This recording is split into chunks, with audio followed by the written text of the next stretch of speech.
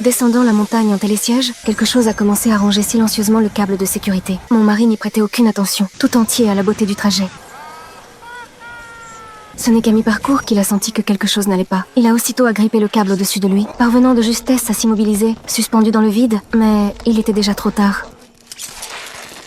La panique l'a envahi. Il a serré le câble entre ses jambes et s'est mis à appeler au secours. Quand les secouristes sont enfin arrivés, mon mari était à bout de force. Ils ont tenté de le stabiliser, mais en l'espace de quelques secondes à peine, il a lâché prise complètement.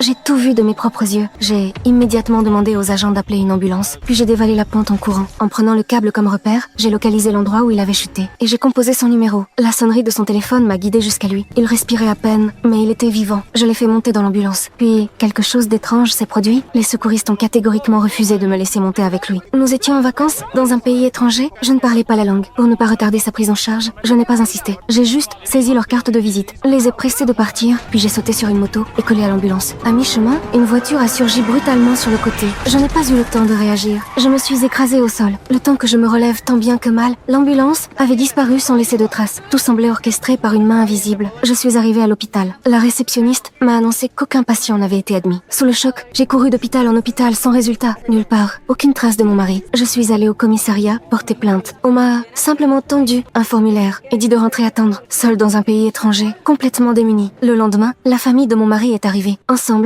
nous sommes allés voir le directeur de la police, dans l'espoir d'obtenir des informations. Il nous a conduits auprès des employés du télésiège. Mais ils ont tout nié en bloc. Ils prétendaient ne pas nous connaître, ne jamais nous avoir vus. Je ne savais plus quoi penser. Tout devenait de plus en plus étrange, de plus en plus contradictoire. De retour, le père de mon mari m'a interpellée devant tout le monde. Il avait toujours été contre notre mariage. Il me croyait intéressée par l'argent. Alors devant l'assemblée entière, il a laissé entendre, à peine voilé, que la disparition de son fils était peu être de mon fait. Je suis restée là, sans voix, pétrifiée. Puis je me suis ressaisie et je l'ai affronté sans hésiter. Je lui ai dit que je me fichais de leur argent, que j'aimais cet homme plus que tout ce que j'avais aimé dans ma vie, que je l'aimerais toujours. Et à cet instant précis, j'ai compris une chose. Cette famille ne valait rien. Je ne pouvais compter sur personne ici. Alors, j'ai décidé d'agir à ma façon. Je n'ai pas grandi dans un environnement ordinaire. J'ai grandi avec mon père, un homme profondément mêlé au crime organisé. Je sais me défendre. Ma première cible, les employés du télésiège.